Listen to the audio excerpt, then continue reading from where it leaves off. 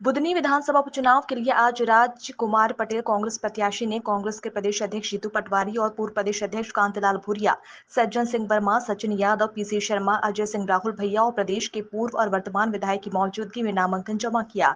PCC chief Jitu Patwari ने आम जनता को संबोधित करते हुए कहा कि मैं यहाँ की जनता से आग्रह करना चाहता हूँ कि गेहूं का दाम 6,000 कराना है तो कांग्रेस को लाना और बीजेपी पर लगाम लगाना है। भ्रष्टाचार को हटाना है, करप्शन को खत्म करना है, आबरू को बचाना है तो बीजेपी पर लगाम लगाना है और कांग्रेस को जिताना है। प्रत्याशियों में तुलना की जाए तो बीजेपी के प्रत्याशी ने 5 साल में सांसद रहते हुए कुछ काम नहीं किया, बस अपना व्हाइट हाउस बनाया है। जीतू पटवारी ने आगे संबोधित करते हुए कहा कि ये सीट कांग्रेस की है और कांग्रेस को मिलेगी।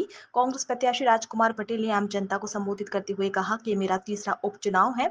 जब जरूरत होती है तो मुझे आगे किया जाता है। ये लड़ाई और चुनाव मेरा नहीं, कार्यकर्ताओं का है। भाजपा की तानाशाही को खत्म करने के लिए राहुल गांधी जीतू पटवारी के नेतृत्व में चुनाव जीत का इतिहास रचना है। इस दौरान कांग्रेस के कई वरिष्ठ नेता नामांकन में दाखिल हुए। नामांकन दाखिल से पहले बुधनी के दशहरा मैदान में बड़ी संख्या में कांग्रेस के कार्यकर्ता पदाधिकारी मौजूद रहे। इसके बाद नामांकन दाखिल किया गया। जीतू पटवारी ने मंडलम प्रभारी और सभी को जिम्मेदारी सौंपी। जो बुधनी के परिवार के लोगों ने उत्साह बताया और जिस तरीके का कांग्रेस के कार्यकर्ताओं का मनोबल है, वो इस बात का एहसास कराता है कि ये सीट, ये धरती, बुधनी की धरती कांग्रेस की थी और मुख्यमंत्री को लोगों ने वोट दिया था, ये फिर कांग्रेस की होगी, ये एहसास आज हो गया।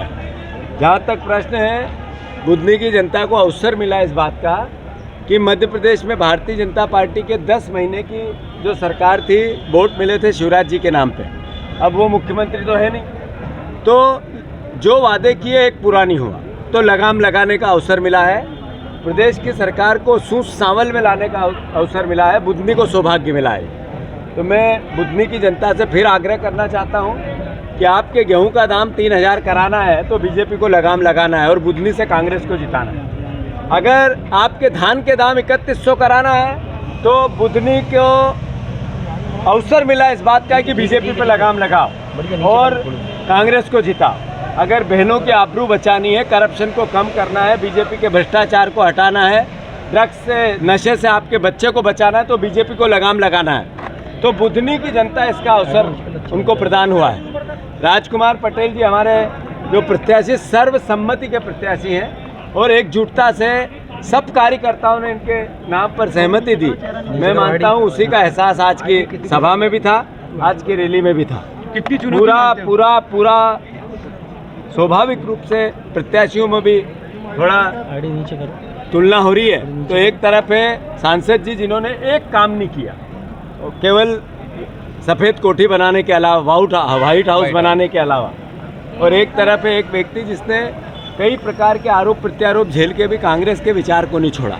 मतलब अपने आप में ये एहसास कि किस व्यक्ति की पारिवारिक पृष्ठभूमि सेवा की है और किसकी एक क्लर्क से लेके कोठी तक की है, ये भी जनता बुधनी देख रही है, बुधनी की जनता देख रही है। तो मैं फिर से, ये कांग्रेस की सीट थी और फिर कांग्रेस की सीट होगी। फायदा मिलेगा क्या आपको? बीजेपी का वो अंदरूनी मामला है, बाकी बातें मैं भाषण में बोल चुका हूँ। मजबूरी है शिवराज जी की कि भार्गव जी को ही लड़ाना पड़ेगा, कई राज है उनके पास। क्या मजबूरी भाई साहब? राज वो उनको पता है। ठीक, धन्यवाद। थैंक यू भाई साहब। बनेगा नहीं सही, बने तो भैया बन गई सही। कैसे लेते हैं आप? देखिए, अभी तो शुरुआत है, अभी तो कुछ भी कहना बहुत जल्दबाजी होगा और हम लोग तो चुनाव को चुनाव की तरह लेते हैं। ऐसा नहीं है कि मतलब एक दिन प्रोग्राम हो गया तो, लेकिन एक बात पक्की मान के चलिए कि पूरे बुधनी विधानसभा क्षेत्र में लोग भारतीय जनता पार्टी से और तंत्र से भारी दुखी हो गए हैं। लोग परिवर्तन चाहते हैं क्योंकि यहाँ पे जनता की सुनवाई करने वाला कोई है ही नहीं। ऐसा लग रहा है जैसे ठेके पे अभी तक बुधनी विधानसभा चल रही थी। जब तक मुख्यमंत्री यहाँ रहे तब तक तो लोगों को ये रहा कि भैया मुख्यमंत्री निवास पहुँचाओ, लेकिन अब वो अपने आप को बहुत बेसहारा पा रहे हैं। तो इसलिए अब तो उनको अपना नेतृत्व चुनना पड़ेगा, तो वो कांग्रेस के ऊपर भरोसे कर रहे हैं। आजकल हमको लग भी रहा है कि कांग्रेस का साथ दे रहे हैं वो लोग।